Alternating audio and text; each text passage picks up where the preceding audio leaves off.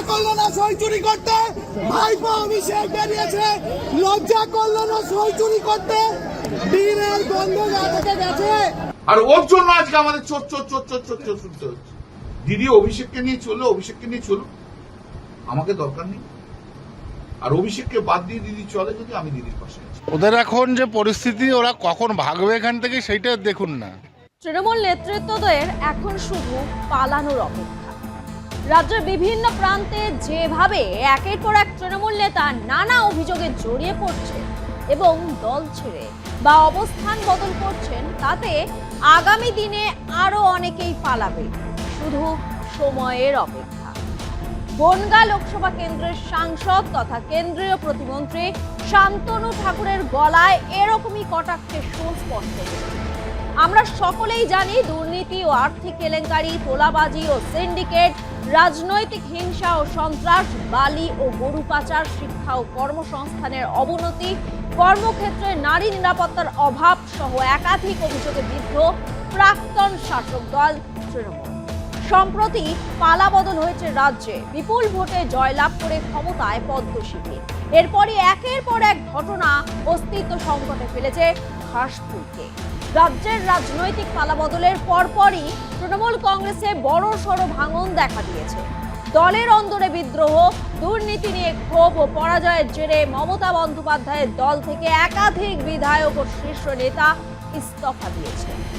এরই মাঝে কল্যাণ বন্দ্যোপাধ্যায়ের মন্তব্যের পরিপ্রেক্ষিতে এমনটাই বললেন শান্তনু ঠাকুর। কি বলবো, ওদের এখন যে পরিস্থিতি, ওরা কখন ভাগবে এখান থেকে সেইটা দেখুন না, শুধু ভাগার অপেক্ষা ওদের। ওরা যা করে রেখেছে, ওদের সম্পর্কে বলার মতো আর কোনো পরিস্থিতি নেই। এবার আসা যাক কল্যাণ বন্দ্যোপাধ্যায়ের কথায়। মমতা বন্দ্যোপাধ্যায়ের দীর্ঘদিনের বিশ্বস্ত সেনাপতি কল্যাণ বন্দ্যোপাধ্যায় এবার সরাসরি যুদ্ধ ঘোষণা করলেন দলের সর্বভারতীয় সাধারণ সম্পাদক অভিষেক বন্দ্যোপাধ্যায়। শুধু তাই নয়, খোদ দলনেত্রীকে চরম বার্তা দিয়ে রামপুরের সাংসদ সাফ জানিয়ে দিলেন, এবার মমতা বন্দ্যোপাধ্যায়কে বেছে নিতে হবে। তিনি ভাইপো অভিষেক বন্দ্যোপাধ্যায়ের পাশে থাকবেন, নাকি তার কারণে ক্ষুব্ধ দলের পুরনো বিশ্বস্ত নেতাদের পাশে দাঁড়াবেন। এতকাল দলের চরম সংকটে যিনি মমতা বন্দ্যোপাধ্যায়ের পাশে পাহাড়ের মতো দাঁড়িয়েছেন, সেই বর্ষিয়ান সাংসদ তথা আইনজীবী কল্যাণ বন্দ্যোপাধ্যায় সই জাল মামলা থেকে নিজেকে প্রত্যাহার করে নেওয়ার পর জানিয়ে দিলেন, এত ঔদ্ধত্য আমি নিতে পারছি না। অভিষেক বন্দ্যোপাধ্যায় তৃণমূলে থাকলে আমি আর এই দলে থাকবো কিনা তা এবার ভেবে দেখতে হবে। তৃণমূল বিধায়কদের সই জাল করার একটি অত্যন্ত গুরুত্বপূর্ণ মামলায় এতদিন দলের পক্ষে আইনি লড়াই লড়েছিলেন বর্ষিয়ান আইনজীবী তথা সাংসদ কল্যাণ বন্দ্যোপাধ্যায়, কিন্তু হঠাৎ করেই তাকে সরিয়ে সেই জায়গায় অয়ন ভট্টাচার্যকে দায়িত্ব দেন অভিষেক বন্দ্যোপাধ্যায়। আর এই ঘটনায় তীব্র অপমানিত বোধ করেছেন কল্যাণ। তোমরা আবার তো আমাকে জানালে না, ফ্রি ফাইল করেছো বলে না, ওপর থেকে ইনস্ট্রাকশন এসছে, না কিশোর দত্ত করছে, করুক কিশোর, তাহলে কোনো অসুবিধা নেই আমার। কিন্তু তোমরা আমাকে দেওয়ার মামলা করে, কারণ তোমাদের যখন ডিফারেন্ট ডিফারেন্ট ওপিনিয়ন, ডিফারেন্ট লোকের রয়েছে, তাহলে আমাকে করার দরকার নেই। আমাকে ডাস্টবিন দাঁড়াও না, বলতে দেবে না, তুমি বলে যাও, প্রশ্ন করলে তুমি করো, আমি আর কিছু বলছি না। বলুন, আমাকে ডাস্টবিন হিসেবে ট্রিট করো না, আমাকে বলে দাও ঘন্টাখানেকের মধ্যে আমি করবো, কিছু জানাই। আমি সন্ধ্যাবেলায় কালকে পড়ে আবার রেডি হলাম, আমরা করতে কিছু যখন জানাই। রাত্রি 12:30টার সময় আমার ছেলেকে টেক্সট করে বলেছে যে আমার থাকার দরকার নেই, অয়ন ভট্টাচার্য থাকে। তো আমি মামলা ছেড়ে দিয়েছি, এত জুনিয়র ছেলেরা থাকবে। আর আমি পার্টির, আমি 45 ইয়ার্স প্র্যাকটিস, একটা সিনিয়র লয়ারের সঙ্গে কিভাবে কথা বলতে হয়, কিভাবে তা শুনতে হয়, তা তো বললো সেটা কিছু জানে না। এত অ্যারোগেন্সের কি আছে? শিক্ষা পায় না, সময় থেকে শিক্ষা পেল না। আমি তো ক্যামাক স্ট্রিটের এমপ্লয়ি নই। আজকে বুঝতে হবে যে ওর জন্য দলটা সর্বনাশ হয়েছে, সেটা যদি না বোঝে তাহলে আর কিছু করার নেই।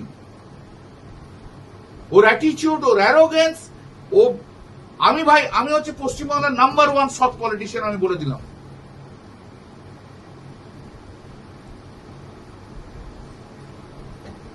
আর ওর জন্য আজকে আমাদের চোর চোর চোর চোর চোর চোর শুনতে হচ্ছে।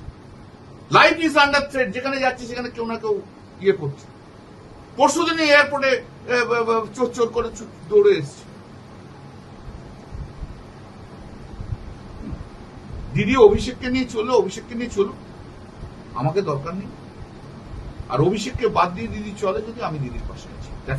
কি রে, তোর বেশ র্যাশ হয়েছে দেখছি। হ্যাঁ রে, কি করবো বলতো, র্যাশগুলো কিছুতেই কমছে না। অনেক কিছু ইউজ করলাম তবুও কমছে না। আমার মনে হয় তোকে কোনো একজন ভালো ডার্মাটোলজিস্টের কাছে দেখানো উচিত। তুই ঠিক বলেছিস, কিন্তু কোনো ভালো ডার্মাটোলজিস্ট থাকলে একটু সাজেস্ট কর না প্লিজ। এই তোর তো একবার র্যাশ হয়েছিল না, তুই কোথায় দেখিয়েছিলিস? তুই একবার গৌরীদেবী হসপিটালসে দেখাতে পারিস, ওখানে ভালো এক্সপিরিয়েন্স ডার্মাটোলজিস্ট আছে। আমারও সেম প্রবলেম হয়েছিল, এখন ওখানে ট্রিটমেন্ট নিয়ে আমি এখন ঠিক আছি।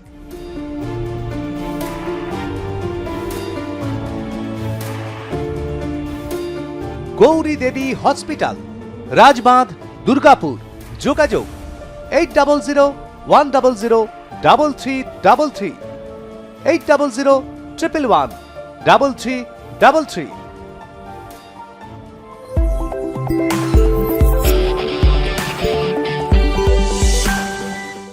নিয়োগ দুর্নীতি এবং স্বাক্ষর জালিয়াতি মামলায় তৃণমূল কংগ্রেস নেতা অভিষেক বন্দ্যোপাধ্যায়ের আইনি জটিলতা বৃদ্ধি পাওয়ার তার গ্রেফতারির সম্ভাবনা নিয়ে রাজনৈতিক ও আইনি মহলে জোর চর্চা চলছে। সিবিআই এবং ইডি তাকে জিজ্ঞাসাবাদের জন্য তলব করেছে এবং একাধিক মামলায় তার রক্ষা কবচের আবেদন খারিজ করে দেয়া হয়েছে। রাজ্যের বিধায়কদের স্বাক্ষর জালিয়াতির একটি মামলায় রাজ্যের তরফ থেকে হাইকোর্টে তার গ্রেফতারির দাবিও তোলা হয়েছে। এমনকি দলের অন্দরে অভিষেককে নিয়ে একাধিক শীর্ষ নেতৃত্বের ক্ষোভও রয়েছে। দলের একাধিক শীর্ষ নেতা ও বিধায়ক পদত্যাগ করেছেন বা অন্য জোটে সমর্থন জানিয়েছেন, যার নেপথ্যে অনেকে অভিষেকের সাংগঠনিক ব্যর্থতাকে দায়ী করেছেন। রাজনৈতিক মহলের মতে মমতা বন্দ্যোপাধ্যায়ের সামনে ধর্মসংকট, কেননা পরাজয়ের 1 মাসের মধ্যেই বিদ্রোহী 58 জন বিধায়কের সই সম্বলিত চিঠি জমা পড়েছে স্পিকারের কাছে। এর পাশাপাশি বর্ষিয়ান সাংসদ সুখেন্দু শেখর রায় দলের বিরুদ্ধে শিক্ষা ও স্বাস্থ্য খাতে বেলাগাম দুর্নীতির অভিযোগ এনে দল এবং রাজ্যসভার সাংসদ পদ থেকে ইস্তফা দিয়েছেন।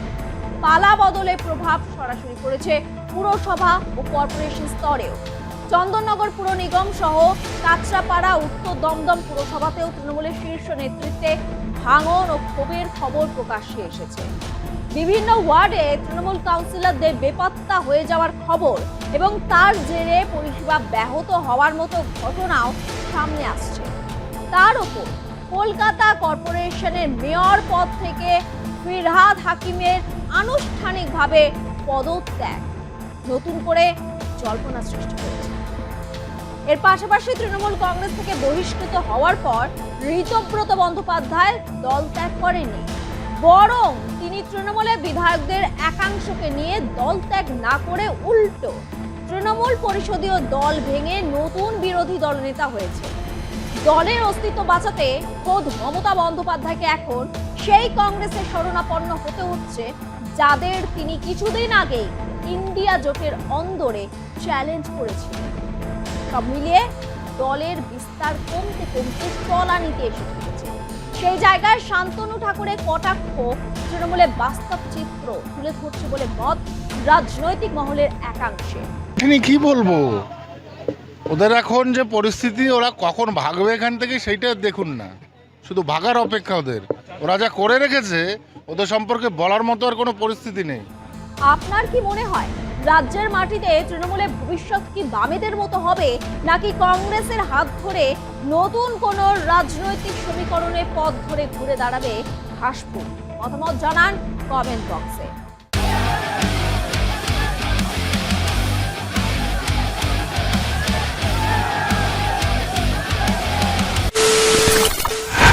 খবরের নামে প্রতিদিন সন্ধে আপনার ড্রয়িং রুমে কি শুধুই চিৎকার চেঁচামেচি হে আসে।